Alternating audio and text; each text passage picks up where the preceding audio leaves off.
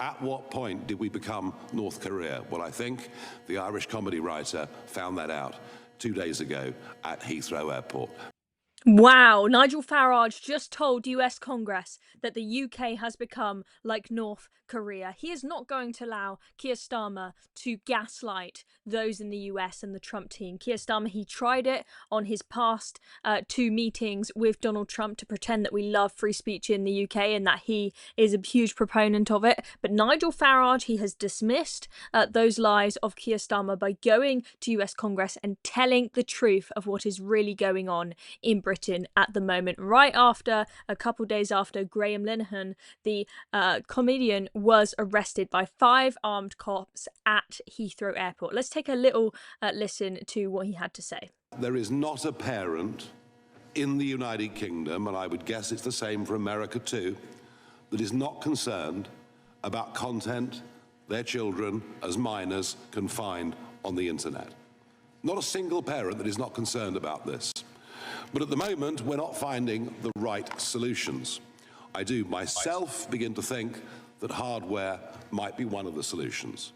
That laptops, that handsets could be programmed so that many apps and many services simply aren't available from these devices. But what we've done is to go down the legislative route.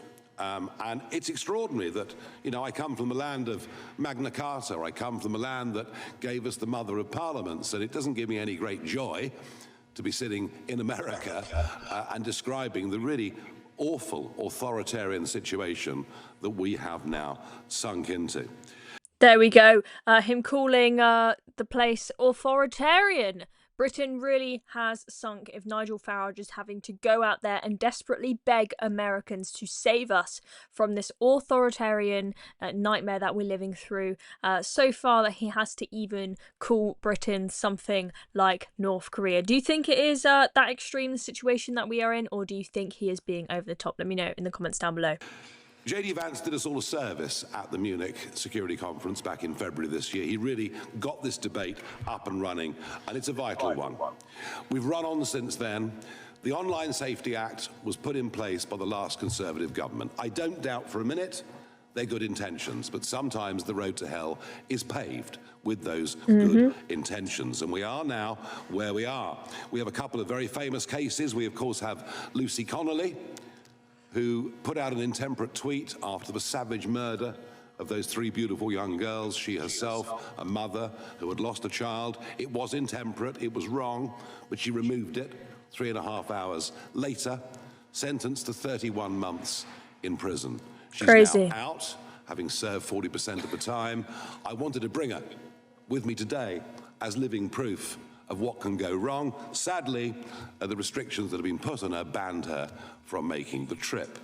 That's such a shame that she wasn't able to join him. I think it would have been really good for them to hear from a mother's perspective, what she has been through, having to be separated from her child for such a long period of time. We know that the kid has really suffered as a consequence of having her mother taken away from her. It's a very, very great shame.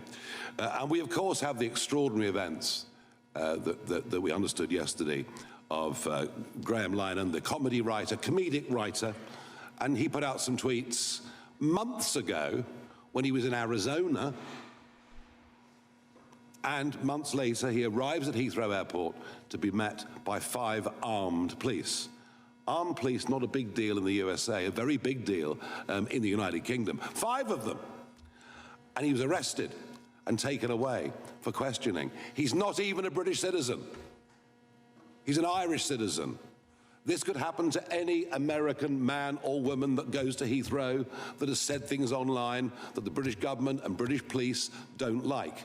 That's completely and utterly insane that he wasn't even a British citizen and he hadn't even written the tweets in the UK, if what Nigel Farage is saying is correct. I presumed when I saw the Graham Linehan story that he must have written those tweets in the UK and he had just gone on holiday to the US, and then when he touched down back they came and arrested him. But no, not even a British citizen, and the tweets were not even written in the UK if what he is saying is correct. Yet apparently the police have the power to arrest this guy. As Nigel Farage says, that surely means that any American that says something that our government doesn't like, they could arrest them if they, say, came on holiday to see London. It's insane. It is a potentially big threat to tech bosses, to many, many others.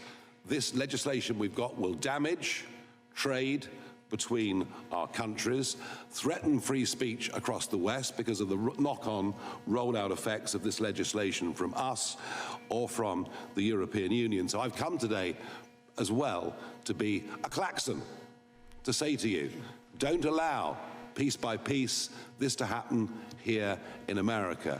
And you would be doing us and yourselves and all freedom-loving people a favour if your politicians and your businesses said to the British government, you've simply got this wrong.